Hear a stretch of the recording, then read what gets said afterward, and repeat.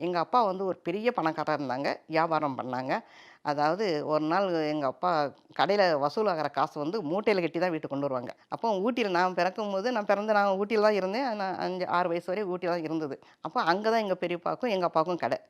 அவங்க வந்து பணத்த கொண்டு வர பணத்த காலையில 3 மணி ஆகும் அந்த பணத்த எண்ணி முடிக்கிறதுக்கு. இப்பவும் மலை முதலாளின்னு சொன்னா, எங்க வீட்டுக்கு லெட்டர் வரும். எங்க அப்பா பேர போடவே வேண்டாம். அந்த அளவு செல்வாக்கு. எங்க ஊர்ல 4 பக்கமும் சொத்து. இப்ப நான் எத்தன வயசாச்சு பாருங்க. இப்பவும் மலை முதலாளியா அவங்க பொண்ணா, அவங்க பிள்ளைகளான்னு தான் பேசுவாங்க. அந்த அளவு இருந்த அப்பா, எங்க பணக்காரங்க அப்பா, ஒரு நல்ல வீடு. நார்த்து வீடு வாசல் உள்ள வீடு, நல்ல நம்பர் உள்ள வீடா இருந்தவங்க. இந்த காசுலாம் பணம் வந்த உடனே வேற ஒரு இடம் வாங்குனாங்க.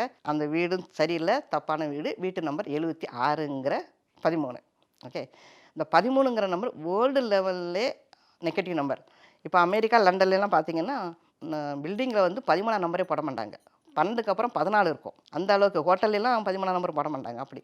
அது வேர்ல்டு லெவல்லே நெகட்டிவ் நம்பர். அது எங்க வீட்டு நம்பரா இருந்திருக்கு.